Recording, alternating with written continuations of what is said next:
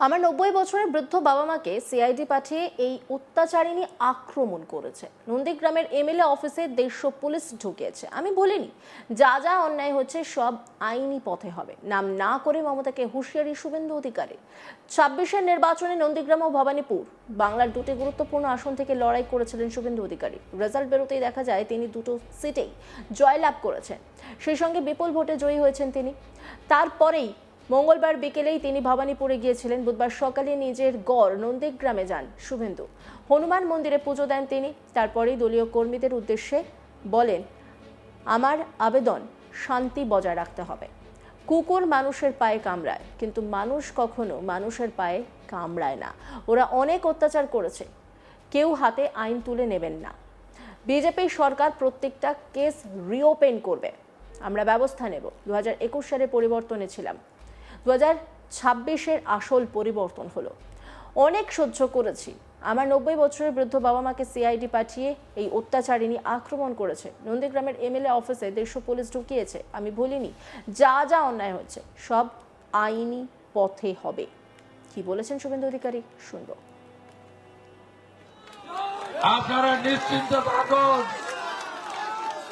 এবারে আমার আবেদন শান্তি বজায় রাখতে হবে। কুকুর মানুষের পায়ে কামড়ায়, মানুষ কখনো কুকুরের পায়ে কামড়ায় না। ওরা অনেক অত্যাচার করেছে।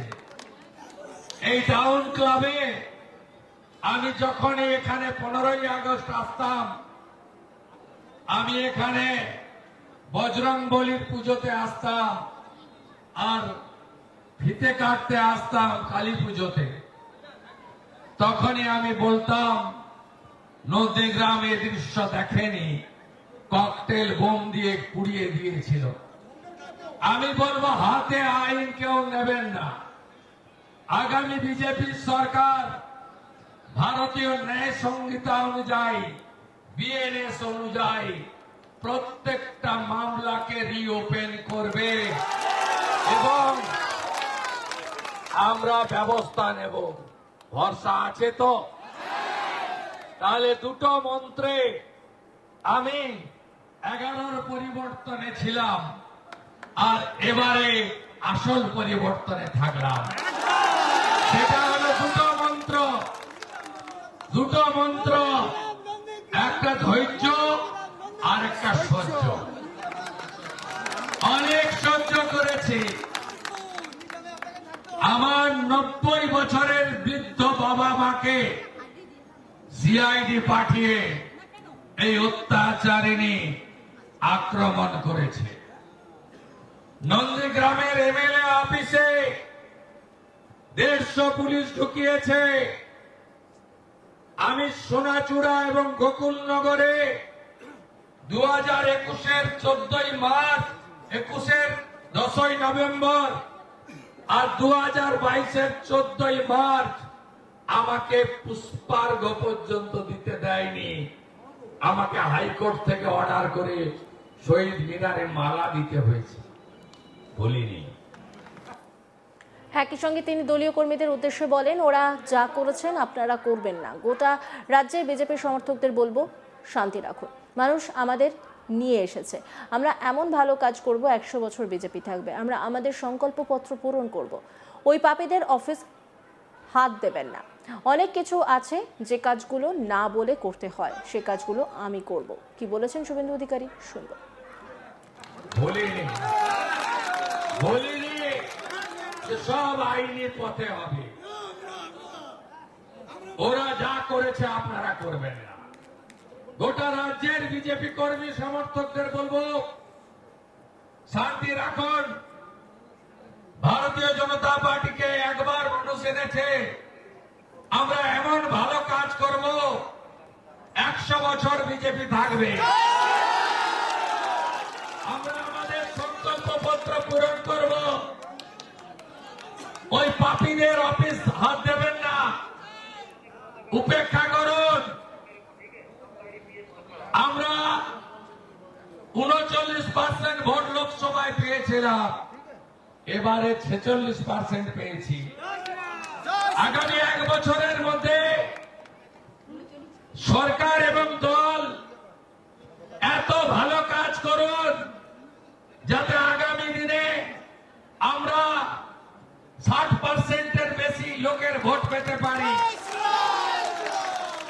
অত্যাচারীরা কখনো জেতে না। আমি বিজেপিতে আসিনি, সেদিন এই জেলায় বিজেপি পেয়েছিল 37% 2019। আমি বিজেপিতে এসেছি, এই জেলায় বিজেপি পেল 44% ভোট, ওরা 43। লোকসভায় এই জেলায় বিজেপি পেল 49%, তৃণমূল পেল 40% ভোট।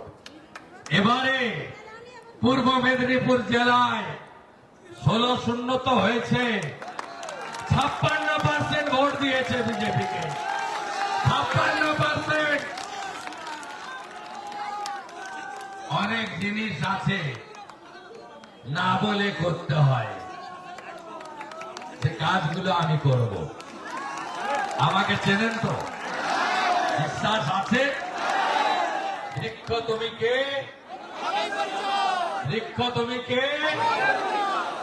আর একটা কথা বলবো, হরিপুর রিয়াপাড়ায় লোকজন দাঁড়িয়ে আছে। 9 তারিখের পরে পুলিশের অনুমতি নিয়ে বিজয় মিছিল করবেন শান্তিতে। এখন এই 2-3টে দিন আর বিজয় মিছিল করবেন না।